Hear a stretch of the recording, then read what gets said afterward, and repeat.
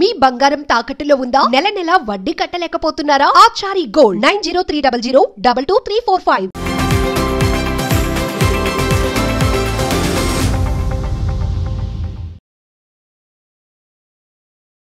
Hi, hello, namaste.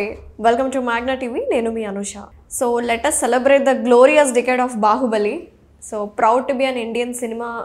Oka industry lo we have to be feel proud anamata. Baahubali అనేది ఒక sensation create చేసింది రాజమౌళి గారి దర్శకత్వంలో. Baahubali the beginning. సో ఈ రోజు తోటి 10 years పూర్తి చేసుకుంది. ఆ సినిమా ఎప్పుడు స్టార్ట్ అయింది, అసలు ఆ సినిమాతో ఎక్స్పీరియన్స్ ఏంటో తెలుసుకుందాం. సో ఈరోజు మనతో పాటు ఉన్నారు ఫిలిం అనలిస్ట్ జిఆర్ మహర్షి గారు ఉన్నారు, మాట్లాడేద్దాం. సార్ నమస్తే. నమస్తే మా. Sir first of all Baahubali movie release అయినప్పుడు మీ ఏ రోజు థియేటర్కి వెళ్ళి చూసారు సార్? నేను ఇక్కడే ఆర్కేలో చూసాను. ఓకే, టికెట్ ఫస్ట్ డే చూసారా? 10 గంటల ఆట ఎప్పుడో చూసాను. ఓకే, టికెట్ దొరకడం కూడా బాగా కష్టమైంది.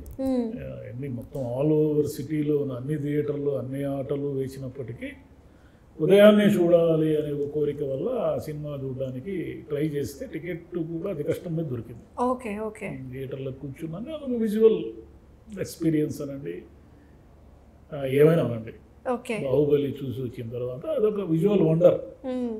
అందుకని నేను అన్నాను సార్, మన ప్రేక్షకులు కూడా జిఆర్ మహర్షి గారు సార్ అంటే మీరు లైఫ్ ఎక్స్పీరియన్స్తో పాటు మూవీతో మీ జర్నీ ఎలా ఉంటుందో బాగా చెప్తూ ఉంటారు. కాబట్టి మీరు ఈ సినిమాతో మీకున్న ఎక్స్పీరియన్సెస్ ఏంటి సార్? అంటే ఇవన్నీ డైరెక్టర్ల సినిమాలు అంటారు.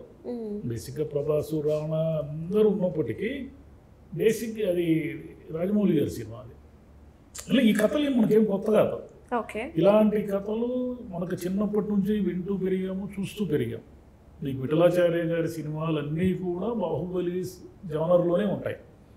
బాహుబలి జానర్ కూడా ఏమిటి? ఒక మహాభారతం జానర్. అది అన్నదమ్ముల మధ్య వైరుధ్యాలు, శత్రుత్వాలు.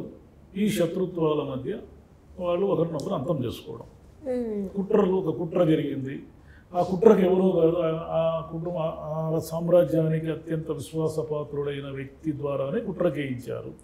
ఒక రాజమాత. ఇవన్నీ కూడా విఠలాచార్య గారి సినిమాలలో మనకు కనిపిస్తాయి. ఆయన హయాంలో ఆయనకి ఏమీ గ్రాఫిక్స్ లేని రోజుల్లో ఊరికి ట్రిక్ షాట్ల ఆధారంగా విజువల్ వండర్స్ క్రియేట్ చేశాడు ఆయన. రకరకాల యంత్రాలు, రకరకాల భూతాలు, దయ్యాలు. ఒకటి కాదులే, మీరు విఠలాచార్య గారి సినిమాలు ఒకసారి ఒక 10-20 చూస్తే ఒకటే ఫార్మేట్ ఉంటుంది. ఒక రాజకుమారుడు, ఒక రాజకుమార్తె, లేక ఒక విలను, ఒక మంత్రి, ఒక కుట్ర, ఇవే ఉంటాయి. మూల కథగా తీసుకుంటే బాహుబలి కొత్త కథ ఏం కాదు మనకు.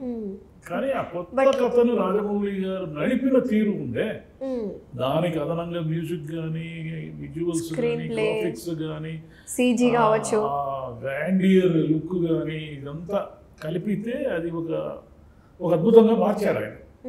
రాజమౌళి గారి ప్రత్యేకత ఏమిటంటే క్యారెక్టర్లను ఇంట్రొడ్యూస్ చేసే పద్ధతి, ఒక ఉత్కంఠ క్రియేట్ చేయడం. అంటే మీకు బిగినింగ్లోనే ఆయన ఒక ముడి వేస్తాం. మీకు ఎప్పుడైతే ఒక పిల్లవాడిని ఇలా తీసుకొని ఆమె తాను మునిగిపోతూ కాపాడుతుందో, రమ్యకృష్ణ గారు ఫస్ట్ సీన్ ఆ సినిమాలో, అక్కడే మనము ఒక షాకింగ్ గురవుతాం. ఏం జరుగుతుంది సినిమాలో, ఎవరు ఈమెను ఎందుకు వెంటపడ్డారు, ఏమిటి ఈ కథలో ఏం జరుగుతుందని. ఆ తర్వాత ప్రభాస్ ఇంట్రొడక్షన్, ఒక్కొక్కరు ఇంట్రొడక్షన్ చూడండి, ఒక్కొక్కరిని ఇంట్రొడ్యూస్ చేస్తారు ఆ సినిమాలో. ప్రభాస్ ఇంట్రొడక్షన్ అయిపోతానే రానా, ప్రభాసు ఎంత బలవంతుడో ఒక సీన్ వేస్తాడు. ఏది, వాళ్ళ అమ్మ శివలింగం కోసం వచ్చి అభిషేకం చేయడానికి ఇబ్బంది పడుతుంటే నేరుగా శివలింగాన్ని తీసుకుని జలపాతం కింద పెడతాడు. నిరంతరం అభిషేకం. అసలు ఎక్స్పెక్ట్ చేయం కదా సార్ అట్లాంటి సీన్స్, అసలు ఎక్స్పెక్ట్ చేయం కదా సార్. అట్లాంటి సీన్ ఎక్స్పెక్ట్ చేయాలంటే అతను అంతటి పరాక్రమవంతుడు. ఒక శివలింగాన్ని నేరుగా తీసుకెళ్ళి అక్కడ వాళ్ళ అమ్మ కోసం చేయగలడు, అంటే తండ్రి తల్లి కోసం చేయగలడు. అంటే ఒక పెంపుడు తల్లి కోసమే అంత చేయగలిగాడు అతను. కానీ ఆ సినిమా ఎండ్ ఏమిటి? తన తల్లి, అసలైన తల్లి కోసం ఎంత చేస్తాడు. బాహుబలి 2 అంతా అదే కదా. ఎండ్ క్లైమాక్స్, బాహుబలి క్లైమాక్స్ ఏమిటి? తన సొంత తల్లి కోసం ఏమైనా చేస్తాడు. నెక్స్ట్ అతని క్యారెక్టర్ ఏమిటి? శివలింగాన్ని తల్లి కోసం అభిషేకానికి తీసుకెళ్ళగలిగిన క్యారెక్టరు. ఒక మాస్క్ పడిపోతే ఆ మాస్క్ ఎవరిదై ఉంటుంది, ఏమిటి, ఒక అమ్మాయి ఎవరు అని, అమ్మాయి ఎక్కడో పైన ఉంటుంది. ఆ అమ్మాయి కోసం ఒక జలపాతాలని దాటుకుంటూ వెళ్తాడు. వెళ్ళిన తర్వాత అమ్మాయి కోసం ఏమైనా చేస్తాడు. అమ్మాయి కోసం ఏమిటి? అమ్మాయి కోసమే కదా అతను అసలు అక్కడికి పోయేది. ఎక్కడికి, ఆ రాజ్యంలోకి. మహిష్మతిలోకి ఎందుకు పోతాడు? ఆ అమ్మాయి ప్రేమ కోసం, అమ్మాయికి ఏదో పదవి ఉంది, ఒక ఆవిడని తీసుకురావాలి ఎక్కడి నుంచి అంటే నేను తీసుకొస్తాను అంటాడు. నేను తీసుకొస్తానని అక్కడికి వెళ్తాడు. అక్కడికి వెళ్ళిన వ్యక్తి ఆమెని తీసుకొస్తాడు. తీసుకొచ్చిన తర్వాత అందరూ తనని ఎందుకు బాహుబలి అంటున్నారు అనేది అతనికి అర్థం కానప్పుడు మళ్ళీ ఆ ఫ్లాష్ బ్యాక్లోకి వెళ్తారు. అంటే కథని ఇంత సూక్ష్మంగా తీసుకెళ్లిన విధానం 10 ఏళ్ల తర్వాత కూడా మనం మాట్లాడుతున్నామంటే సూపర్ హిట్ సినిమా అయిందని కాదు మనం మాట్లాడేది. ఆ సినిమాలోనే కొన్ని బ్లాక్స్ అలా గొప్పగా ఉంటాయి. అతనికి పోటీ ఎవరు? ఆయన రాణాని ఎలా చూపిస్తారు? ఒక మహా వృషభాన్ని అట్లా అణిచి అవతల వారేస్తారు. అంటే అతను అంతకు మించిన బలవంతుడు. కట్టప్ప ఎవరు? తన సామ్రాజ్యం కోసము ఒక బంటుగా, నమ్మిన బంటుగా ఉంటాడు. ఎంతకైనా తెగిస్తాడు అతను. అంటే విశ్వాసం, కృతజ్ఞత, విశ్వాసము, వాళ్ళకున్న నమ్మకము, అంటే నమ్మిన బంటుగా ఉన్నటువంటి కట్టప్ప ఆ రాజ్యం కోసం ఎంతకైనా తెగిస్తాడు. అతనెంత పరాక్రమవంతుడు! ఎవరో ఒక కత్తిని అమ్మడానికి వస్తే ఇది మాకు కుదరదండి, ఈ కత్తిని మేము మా యుద్ధంలో వాడుకోలేము అని చెబితే అతను అవమానిస్తాడు. దీన్ని నువ్వు ఏమనుకున్నావు ఇక ఇది గురించి అంటే దాన్ని తునియలు చేసి చూపిస్తాడు ఇతని పరాక్రమంతో. అలా క్యారెక్టర్లు ఒక్కొక్కదాన్ని ఇంట్రడ్యూస్ చేస్తాం. మధ్యలో అనుష్క క్యారెక్టర్ ఉంటుంది.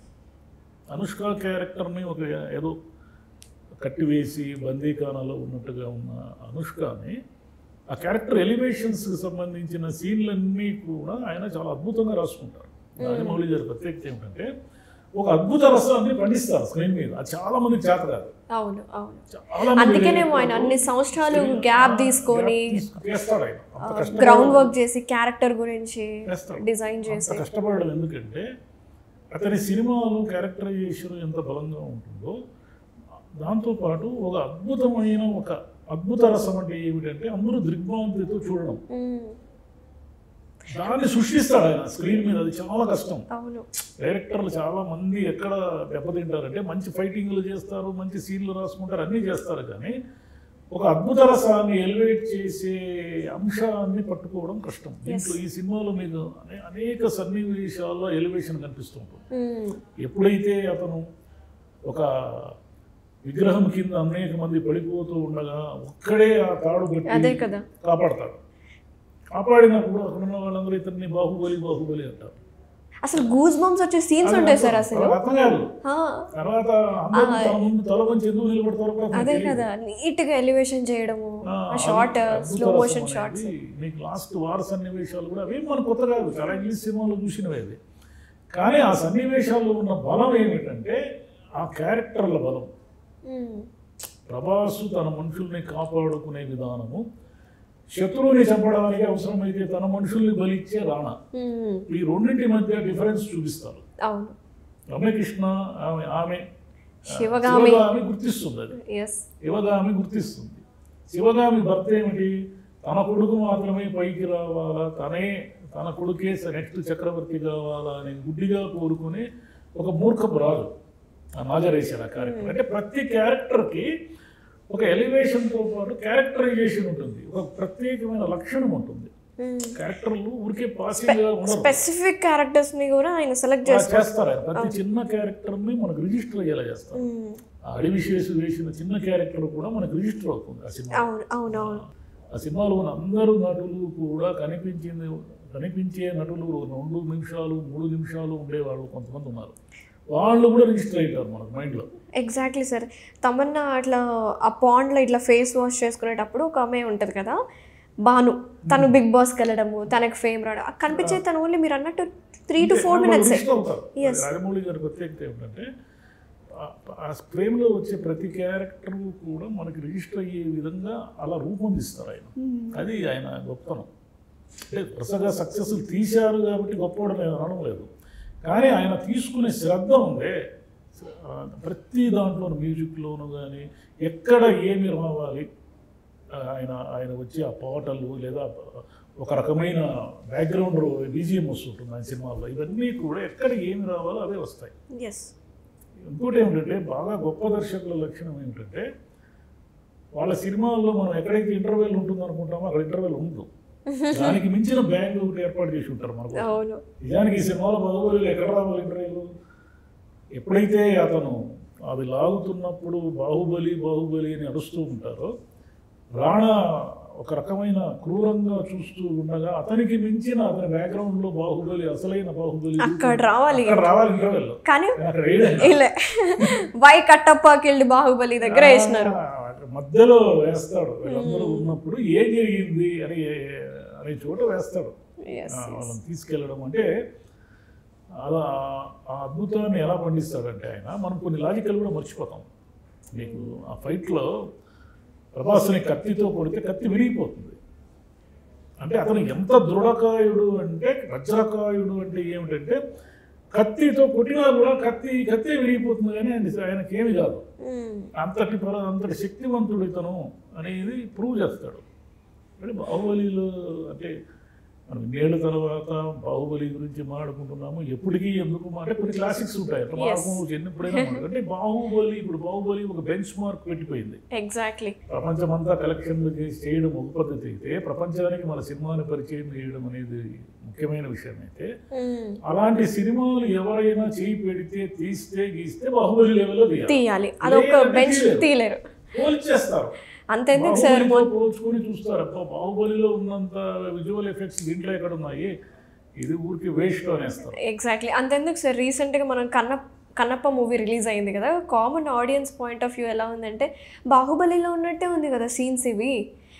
అతను అక్కడ కూడా మంచు విష్ణు గారు కూడా హీరోయిన్ కోసం వెళ్ళి అక్కడ షార్ట్స్ చేయడము, సేమ్ బాణాలు వదలడము, ఇవన్నీ బాహుబలికే జనాలు అలవాటు అయిపోయారు సార్.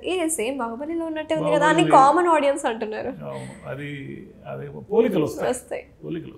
కానీ రాజమౌళి గారు కూడా కొన్ని ఈ సినిమాలో నుంచి సీన్స్ తీసుకుంటారు, కానీ అవి తెలుగులో మనము యాజ్ ఇట్ ఈజ్గా ఫిట్ చేస్తారు.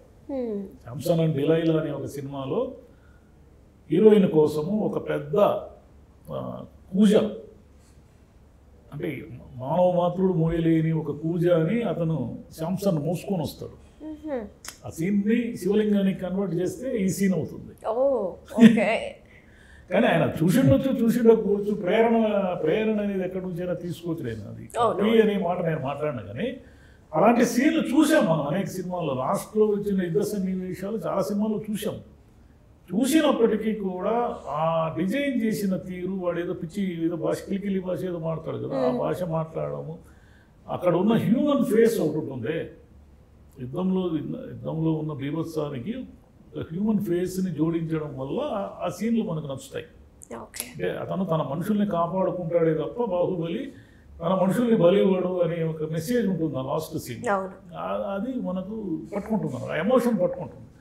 తల్లి ఎమోషన్ ఉంటుంది ఆ సినిమాలో, రమ్యకృష్ణ ఎమోషన్ ఉంటుంది, అనుష్క ఎమోషన్ కూడా ఉంటుంది. అంటే అనుష్క కూడా తన కొడుకు వచ్చాడు, మాహిష్మతి ఊపిరి పీల్చుకొని ఆ కొడుకు వచ్చాడు అనేది ఒక తల్లి ఎలా గుర్తిస్తుంది కొడుకుని, అదనమాట. వస్తున్నట్లే ఆమె తెలిసిపోతుంది తన కొడుకు వస్తున్నాడు అని. చూడండి, ఆమె తన కొడుకు ఎక్కడికి పోయాడో తెలియదు, బతుకున్నాడో లేదు, ఉన్నాడో లేదో తెలియదు కదా, అయినా ఆమె ఒక తల్లిగా ఉన్నటువంటి నమ్మకం. మీరు మళ్ళీ బాహుబలి ట్రాన్స్లోకి వెళ్ళిపోయారు. మళ్ళీ బాహుబలి మూవీ ఎలా ఉంటుందో ఒక్కసారి విజువలైజేషన్ ఇచ్చేసారు. అట్లా అనమాట. అది ప్రతిదీ మీకు ఏదైనా తమ దాంట్లో బలమైన క్యారెక్టర్లు. రాణా ఎంత క్రూరంగా ఉంటాడు, అతను అలాగే ఉంటాడు అనమాట. అతను క్రూయాలిటీ, ఆమెని ఎవరినైతే తాను పెళ్లి చేసుకోవాలని అనుకున్నాడో ఆమెని ఒక చైన్స్తో బంధించి ఒక జంతువు కంటే హీనంగా చూస్తూ ఉంటాడు. ఎందుకంటే ఆమె తనను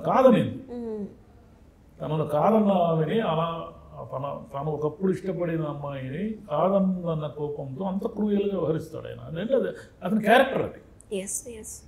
అది ఆ సినిమా అంతా కట్టప్ప క్యారెక్టర్ అద్భుతమైన క్యారెక్టర్.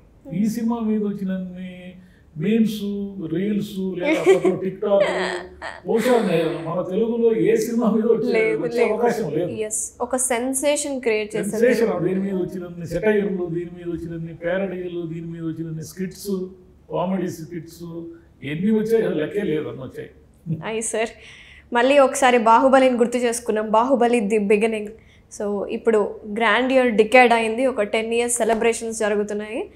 సో మనము యాజ్ అ ఇండియన్ బ్రాంచ్గా చూసుకుంటే దాంట్లో ఒక భాగంగా ఒక కొమ్మ కావచ్చు, ఒక లీఫ్ కావచ్చు, మనం వీఆర్ అండర్ ద ట్రీ కాబట్టి ఒకసారి మీ ఎక్స్పీరియన్స్ ఏంటి బాహుబలి గురించి మా వ్యూవర్స్కి ఎక్స్ప్లెయిన్ చేసినందుకు thank you so Telugu much. సినిమాని అంతర్జాతీయ స్థాయికి ఆస్కార్ స్థాయికి తీసుకెళ్లిన వ్యక్తి రాజమౌళి. రాజమౌళి గారు కాబట్టి ఆయన గొప్ప దర్శకుల్లో మన దేశంలోని గొప్ప దర్శకుల్లో ఆయన ఒకరు. అలాంటి సినిమాలు చూసినందుకు ప్రపంచంలోని గొప్ప దర్శకుల్లో కూడా ఆయన ఒకరు మళ్ళీ అన్డౌటెడ్లీ. అంతే, అలాంటి సినిమాలు తీసినందుకు మనం చూసినందుకు కూడా మనం కూడా చాలా హ్యాపీ ఫీల్ అవ్వాలి.